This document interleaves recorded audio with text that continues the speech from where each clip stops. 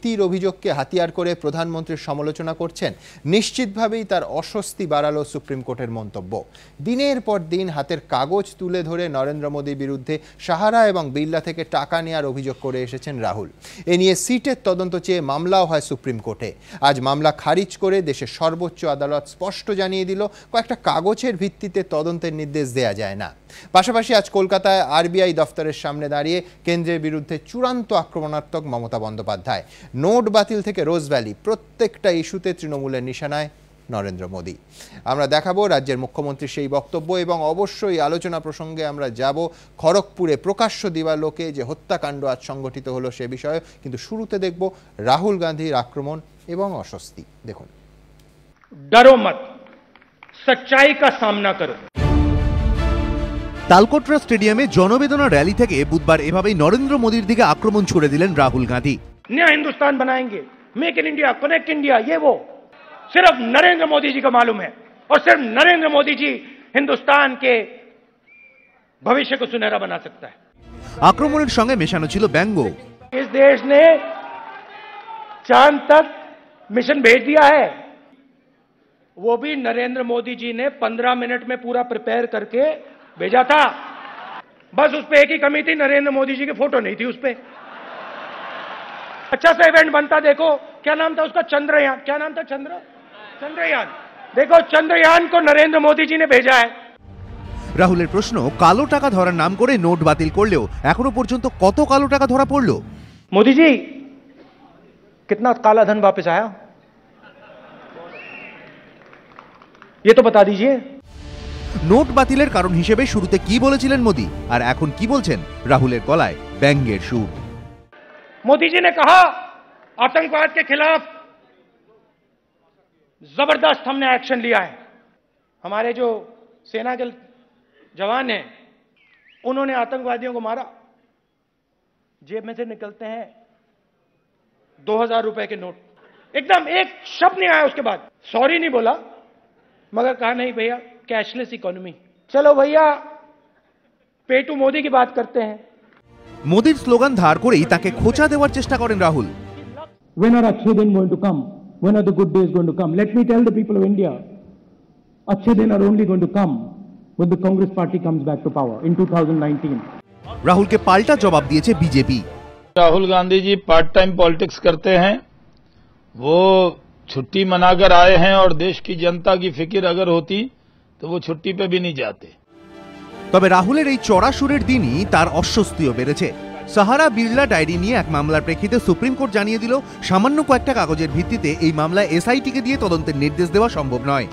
সরাসরি মোদীর বিরুদ্ধে সাহারা বিড়লার থেকে টাকা নেওয়ার অভিযোগ করেছিলেন রাহুল। इसमें लिखा है कि 9 बार 6 महीने में आपको 40 करोड़ रुपया दिया गया है और इसमें लिखा है कि आपको 25 करोड़ में से 12 करोड़ रुपया दिया गया है।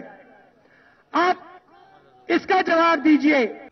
কিন্তু বুধবার সুপ্রিম কোর্ট জানিয়ে দিল, কয়েকটা কাগজের ভিত্তিতে এফআইআর দায়েরের নির্দেশ দেওয়া সম্ভব নয়। কাগজের সত্যতা প্রমাণের জন্য আরো তথ্য প্রমাণ প্রয়োজন।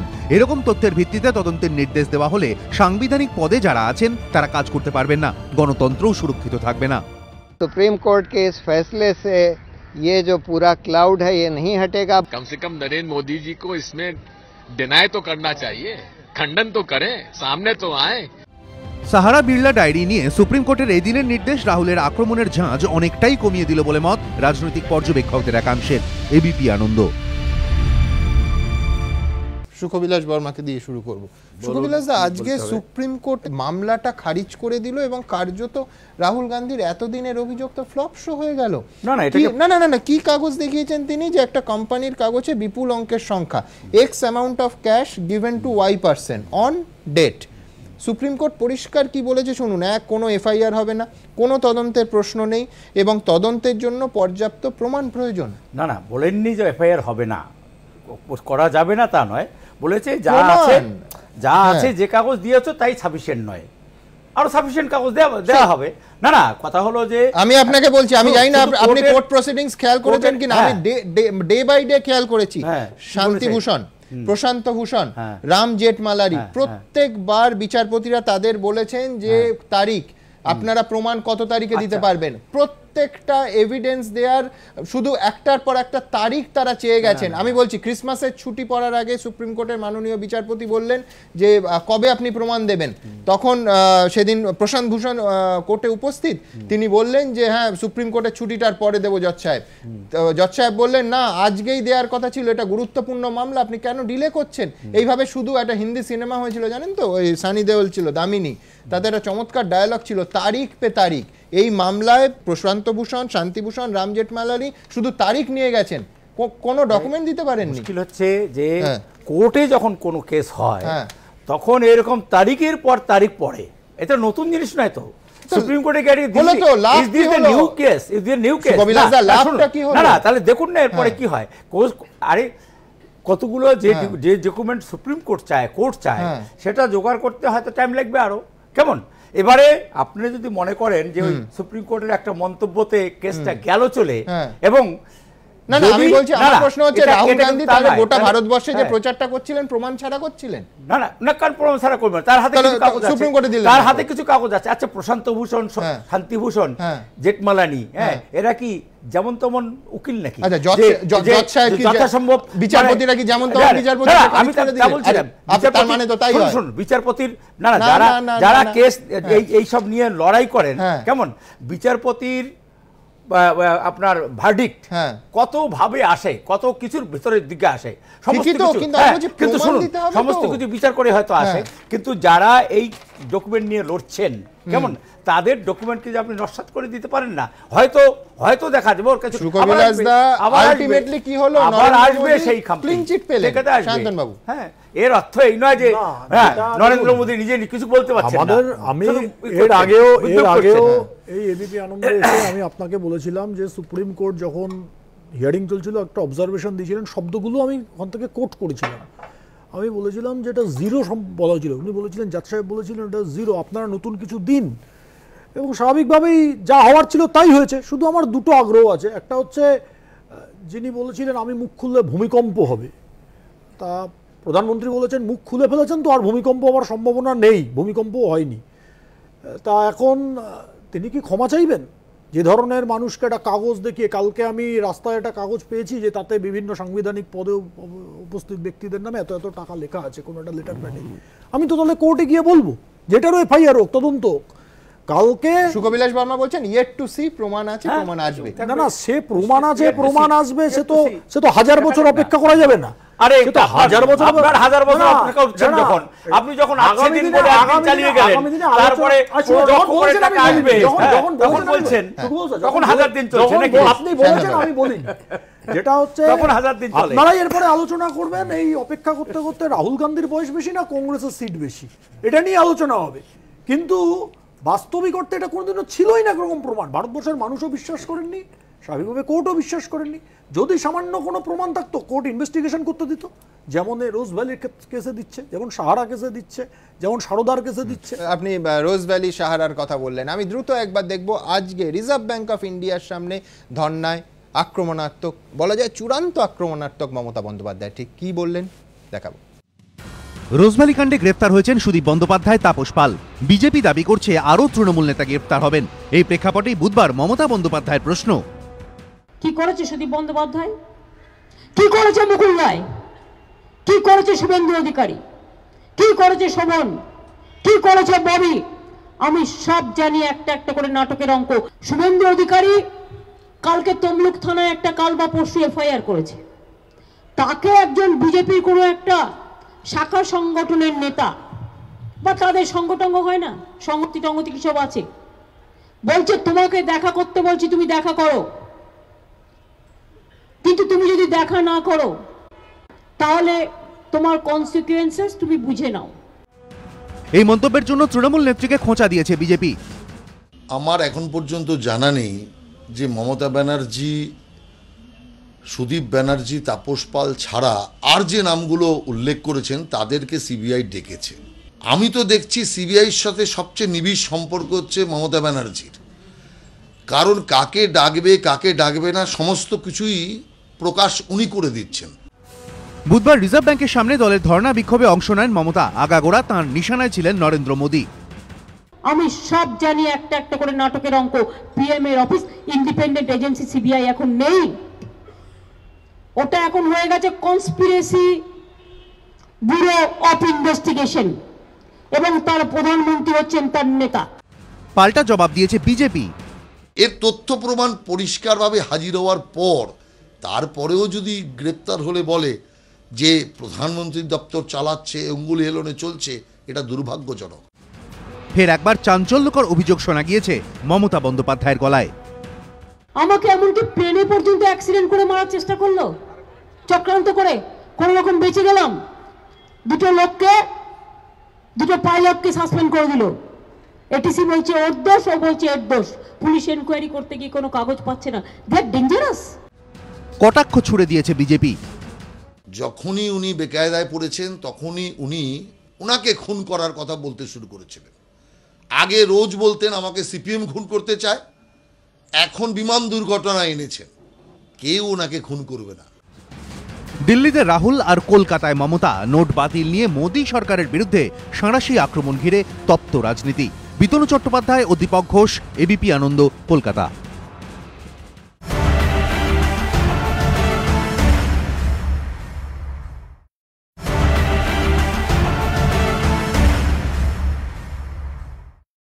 তাপস রায়ের কাছে আসবো।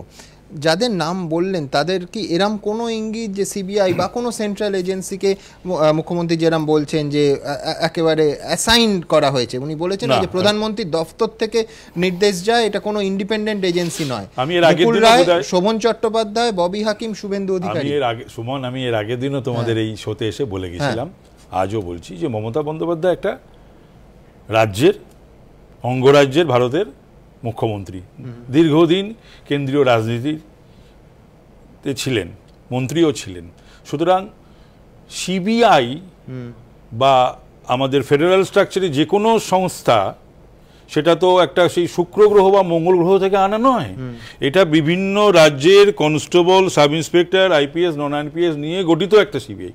সুতরাং বিভিন্ন সূত্র থেকে খবর যদি কোনো media, electronic media, print media পেতে পারে, ছাপাতে পারে বা দেখাতে পারে বা বলতে পারে, তাহলে মুখ্যমন্ত্রীর কাছে এমনও তো হতে পারে যে ওদেরই দলের কেউ খবরাখবর দেয় না। সেইখান থেকেই মানে বিজেপির বলছেন? হ্যাঁ, না না, আমি সে কথা বলছি না, আমি বলছি এদের কি কোনোভাবে কোনো এজেন্সি যোগাযোগ? না না, এখনো পর্যন্ত আমার জানা নেই কেউ যোগাযোগ করেছে কিনা। কিন্তু যখন একটা দলকে মেলাইন করার টার্গেট করা হয়, চেষ্টা করা হয়, তখন সেই দলের কি পার্সেন্টগুলোকেই তো টার্গেট করা হয়। আমি আবার অবাক হয়ে গেলাম, এই রাহুল সিনহা বললেন, আমি হাউসের তখন মেম্বার, জ্যোতি বসু এদের সম্বন্ধে বলতেন, তখন আমার খারাপ লাগতো শুনে। লিপিবদ্ধ আছে, রেকর্ডেড আছে এই দলের সম্পর্কে যে কথা বলতেন। এখন দেখছি যে খুব একটা ভুল উনি বলতেন না। এক, দুই হচ্ছে যে এখানে আমি সায়ন্তনকেও দেখলাম যে রাহুলের বয়স নিয়ে ওরা চিন্তিত। বয়সটা রাজনৈতিক কোনো ব্যাপার না। যদি তা হতো তাহলে মোদিজি তো প্রধানমন্ত্রী হওয়ার কথা না, মুরলী মনোহর যোশী বা আমাদের এলকে আদবানি থাকলে, তাই না? তো এটা যে এরা হঠাৎ রাহুলের বয়স নিয়ে আর কংগ্রেসের বয়স নিয়ে কেন, বিষয়টা হচ্ছে জাতীয় কংগ্রেসের বয়স কতটা সেটা একটা ভাবা দেখব, তাদের নেতৃত্ব কারা দিচ্ছে। এবং এই যে রাহুল সিনহা বললেন, উনি জানলেন কি করে? উনি জানেন সিবিআইয়ের সঙ্গে। তাহলে পরে এ তো বোধহয় পরশুদিনকেই, কাল না পরশুদিনই তো বলেছেন এই পহেলা ঝাঁকি আর ক্যা হ্যায় বাকি। তাহলে পরে ওরাই তো এই জিনিসটা ছড়াচ্ছেন, ওরাই তো এই জিনিসটা বলছেন। সুতরাং এই জিনিসটা মাথায় রাখা দরকার বিজেপি নেতৃবৃন্দের, সে রাহুল হোক বা সায়ন্তন হোক, যে তারা যখন কিছু বলবে, এবং এখনও যেটা সায়ন্তন বলল, প্রধানমন্ত্রীর ক্ষেত্রে রাহুল গান্ধীর অভিযোগ এবং অভিযোগ আর অভিযুক্ত আর অপরাধী তো এক জিনিস নয় আইনের। যারা, আমি আইনের ছাত্র, আমি আইনের ছাত্র, আমি জানি, আমি দীর্ঘদিন হাইকোর্টের মেম্বারও, আমি সেই হিসাবে প্র্যাকটিসটা করতে পারি না, আমি বেশি সময় রাজনীতিতে দিই বলে থাকি। কিন্তু প্রশ্ন হলো অভিযুক্ত আর এখানে যে বললো, এই যে শব্দগুলো ব্যবহার করলো, এগুলো তো ঠিক নয়। অভিযুক্ত, এখন আজকে যেমন বলে দিল সুপ্রিম কোর্ট, কালকে যদি আমাদের অভিযুক্তদের বিরুদ্ধে যদি হাইকোর্ট বা সুপ্রিম কোর্ট ওই কথাগুলো বলে দেয়, তখন রাহুল সিনহা ক্ষমা চাইবেন তো? তখন এই সায়ন্তন বসুরা ক্ষমা চাইবেন তো?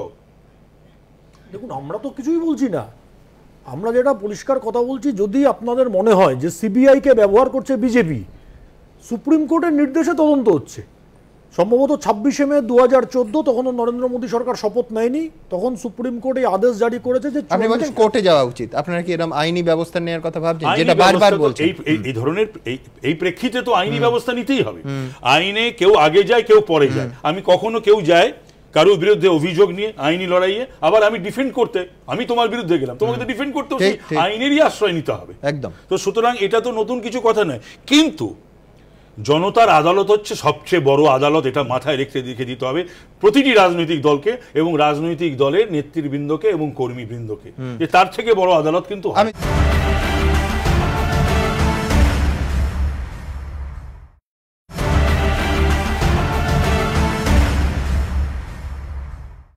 আমি দ্রুত একবার নোটবন্দির বিষয়ে আসবো। অমর্ত্য সেন থেকে শুরু করে রিজার্ভ ব্যাংকের প্রাক্তন গভর্নর, এই নোটবন্দি কতটা ইতিবাচক হবে তা নিয়ে একবার নয় একাধিকবার সংশয় প্রকাশ করেছেন।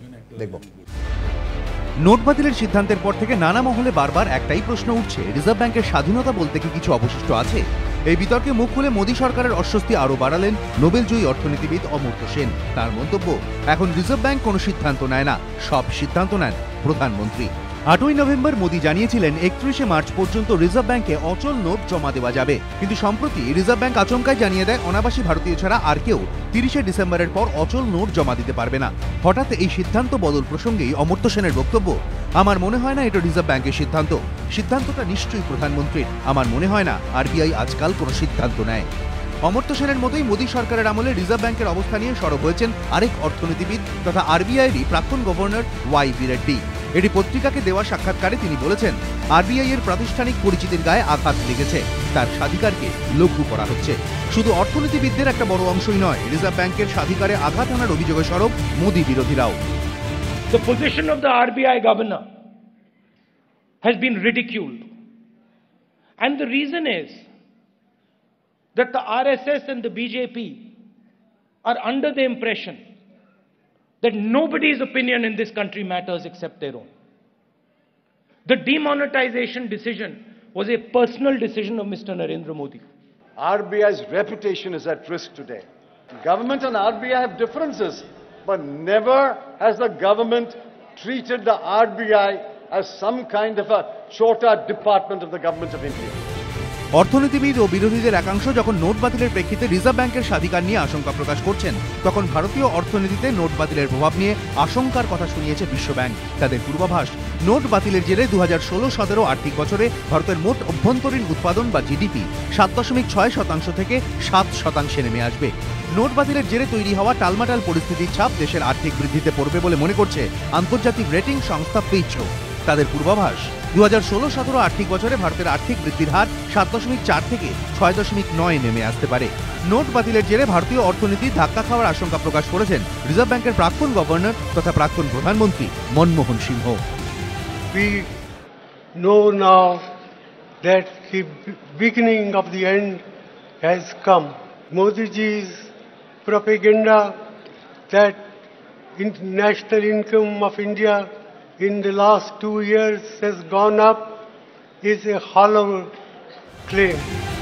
যদিও এমনটা মানতে নারাজ মোদী সরকার, তাদের কাছে এটাই উন্নতির শুরু। डिमोनेटाइजेशन और जीएसटी अर्थव्यवस्था को बड़ा बनाने का और विकास दर को और आगे बढ़ाने की क्षमता इन दोनों कदमों में काफी बड़ी मात्रा में है और मैं उम्मीद करता हूं कि इस वर्ष इन दोनों का जो प्रभाव है हम लोगों को देखने को मिलेगा। সব মিলিয়ে 2 মাস পরও নোট বাতিল নিয়ে এখনো আশা আশঙ্কার দোলাচলে দেশ। এবিপি আনন্দ। মইদুল, আমার একটা সন্দেহের বিষয় আছে, সেটা হচ্ছে যে আমি যদি মোদী সরকারের প্রত্যেকটা শব্দবন্ধে বিশ্বাস করি যে হ্যাঁ কোনো অসুবিধা হয়নি, আর্থিক বৃদ্ধির কোনো রকম ক্ষতি হয়নি, এটা সাধারণ তথ্য, এটা কোনো গোপন নিরাপত্তা সংক্রান্ত তথ্য নয় যে কত টাকা জমা পড়েছে, কালো টাকা কতটা ওয়াশ আউট হলো, এই সামান্য তথ্যটা কেন 130 কোটি ভারতবাসীর সামনে আসবে না? না, এটাই তো সমস্যা আছে। একবার উনি বলছেন যে ট্রান্সপারেন্সির কথা, তারপর আবার তথ্যগুলোও দিচ্ছেন। এখন এই যে অ্যাসেসমেন্টটা ওনারা মনে আছে শেষ আরবিআই সাংবাদিক সম্মেলনে যে আরবিআই বিশ্বাসযোগ্যতা নিয়ে বা নিরপেক্ষতা নিয়ে এই প্রথম ভারতবর্ষের স্বাধীন ভারতবর্ষের প্রশ্ন উঠছে, তাই যখন করা হলো যে না এটা গোপন তথ্য এখনো বলার সময় মানে কি না আসলে হয়েছে এটা যে অ্যাসেসমেন্টটা যেটা ছিল যে 3 থেকে 5 লক্ষ কোটিটা ব্যাংকে ঢুকবে না, সেই অ্যাসেসমেন্টটা তো একেবারে ধূলিসাৎ হয়ে গেছে, মানে ওখানে একটা বিগ জিরো সরকার পেয়েছে আর কি। তো তার জন্য এখন যেটা হচ্ছে যে বিভিন্ন ন্যারেটিভগুলো চেঞ্জ করেছে। আপনি যদি গত 60 দিনে দেখেন, মানে 60 দিনে 30 দিনের মাথায় গোলপোস্টগুলো শিফট করছে। প্রথমে বলেছিল টেরোরিজম, তারপরে বলেছে কালো টাকা, তারপরে বলেছে হচ্ছে ফেক কারেন্সি, সব কটা ধুলিসা দেখা এখন ডিজিটাল। আচ্ছা, ডিজিটাল নিয়ে গ্রামের মানুষ কি বলছেন জানেন তো? গ্রামের মানুষ বলছে যে ডিজিটাল করবে, কোটি কোটি টাকা দিয়ে বিজ্ঞাপন দিয়ে, অমিতাভ বচ্চনের বিজ্ঞাপন দিয়ে যে দেশের মানুষকে সকালবেলা কিভাবে প্রাতক্রিয়া করতে হয় সেইটা নিয়ে বিজ্ঞাপন দিতে হয়, সেরকম একটা দেশে আপনি ডিজিটাল করবেন, মানে এটা একটা হাস্যকর একটা ব্যাপার। আপনার আগে এখানে লিটারেসি বাড়ানো, ফিনান্সিয়াল ইনক্লুশন, সেই সব জিনিসগুলো করে তারপর তো আপনি একটা করবেন। এটা এবার বলবেন যে এটা হচ্ছে কেন, তার কারণটাই হলো দেখুন, শিক্ষা, স্বাস্থ্য এবং এমপ্লয়মেন্ট জেনারেশন, কর্মসংস্থান, এইটা এই সরকার করতে ব্যর্থ হয়েছে। তার জন্যই কি হচ্ছে যে একটা আচ্ছে দিনটা আসেনি, ফলে এটা কি একটা কিছু করছি, একটা কিছু হচ্ছে, একটা কিছু ক্যাম্পেইন হচ্ছে। যেটা বলছেন কোনো ডেটা নেই, আজকে আনন্দবাজার পত্রিকাতেই কিন্তু ডেটা দিয়েছে। আনন্দবাজার পত্রিকা আজকে ইনকাম ট্যাক্সকে ডিপার্টমেন্টকে কোট করে বলছে 3.5 লক্ষ কোটি থেকে 4 লক্ষ কোটি অবধি আনডিসক্লোজড ইনকামের একটা সূত্র সন্ধান ইনকাম ট্যাক্স ডিপার্টমেন্ট। না এই বিষয়টা বুঝছেন না, সম্পূর্ণ আলাদা। সেটা হচ্ছে বাজারে 15,000 লক্ষ কোটি যে 1000 এবং 500 টাকার নোটগুলো ছিল, যেটা বারবার আমরা বিভিন্ন জমা পড়েছে, যেটা জমা পড়েছে। আরবিআই এর আগে লক্ষ্য করুন 90% এ আসার আগে অবধি কিন্তু বলা হচ্ছিল, তারপর হঠাৎ ভ্যানিশ। না কিন্তু যে টাকাটা জমা পড়েছে এই টাকাটার মিসম্যাচ পাওয়া গেছে। আরে মিসটা তো মারা হলো, বুঝতে পারছেন? আমার বাড়িতে আমার বাড়িতে 7 লাখ টাকা ছিল, 31 মার্চ আরো বেশি টাকা জমা পড়ে গেছে। মানে বুঝতে পারছো, যা বাজারে ছিল তার থেকে বেশি করে। আরে শুনুন, আমার বাড়িতে 7 লাখ টাকা আমার সেভিংস ছিল, সেই সেভিংসের টাকাটা আমি জমা দিয়েছি। সেটা নিয়ে তো সরকার 17,40,000 কোটি টাকা আমাদের ডিফারেন্ট কারেন্সি কালকে ধন হয়ে গেল। আর শুধু যদি তার 15.44 হচ্ছে 86%। রাজনের কথা বলেন, কেন ডক্টর না আমি কথা বলেন না? কেন জগদীশ ভাগবতীর কথা কেন বলেন? আর কি মুশকিল, আপনি সেদিন আরে শোনেন, উনি সেদিনও বলছেন জগদীশ ভাগবতী ইন্টারন্যাশনাল ইকোনমিক্সের লোক, not a man of Jagdish Bhagwati কি ডিমনিটাইজেশনের বিরোধিতা করেন? আমি বললাম আপনার দলের অরুণ শৌরির কথা কেন আপনারা বলেন? আপনার দলের অরুণ শৌরির কথা বলেন যারা বলছে, আমি বলছি গভর্নর ভাগবতীকে ধরতে পাওয়ারলেস, এটা বলা হচ্ছে তো, তোর নাম হচ্ছে উর্জিত, উর্জিত তো ঊর্জালেস, ঊর্জা নেই তো উর্জিতের মধ্যে, তো পাওয়ারলেস। এক দুই হচ্ছে যে একটু আগে দেখানো হলো, আমিও দেখছি দীর্ঘদিন ধরে বিশ্ব ব্রহ্মাণ্ডের অর্থনীতি বিশারদরা এবং নোবেল লরিয়েটরা বলছে এই ডিমনিটাইজেশনটা ভালো হলো না, এটা ক্ষতি হলো ভারতীয় অর্থনীতি। কিন্তু তাহলে কি হবে সুমন, এটা ব্রহ্মাণ্ড সুন্দরী ঐশ্বর্য রায় তো মোদিজির পাশে আছেন, তিনি তো ডিমনিটাইজেশন সাপোর্ট করেছেন। তো সুতরাং এটা ভাবার কোনো কারণ নেই যে কেউ। আমার চন্দিল ভট্টাচার্যের চমৎকার লেখা মনে পড়ছে যে কেউ কোনোদিন অমিতাভ বচ্চন কিংবা ঐশ্বর্য রায়কে থলিহাতে বাজারে যেতে দেখেছেন? থলিহাতে বাজারে গেলে একটা লোকের কি অসুবিধে পড়তে পারে সেই বোধ কি কোনো কোটি কোটি টাকা যাদের আয় সেই কোনো ফিল্ম স্টারের আছে? মানে আমি বলছি তিনি সমর্থন করতে পারেন, বিরোধিতা করতে পারেন, কিন্তু কতটা তার রেলিভেন্স ভারতবর্ষের মতো 130 কোটি অসংগঠিত ক্ষেত্রের যে কথাটা মুখ্যমন্ত্রীও বলছেন, এইটা খুব ইম্পর্টেন্ট। আপনি দেখুন ভারতবর্ষে কোনোদিন এরকম হয়নি, আপনার রাষ্ট্রায়ত্ত সংস্থা আছে বিএসএনএল, আপনার রাষ্ট্রায়ত্ত সংস্থা আছে এসবিআই বাডি, আপনি করছেন পেটিএম এর হচ্ছে একটা প্রাইভেট কোম্পানির হচ্ছে অ্যাডভার্টাইজমেন্ট। আপনি করছেন জিও, আমি আসবো ছোট্ট বিরতির সময়। না আপনি আমার শান্তবাবু ফেরে না এক সেকেন্ড আমার বিরতির সময় হয়ে গেছে।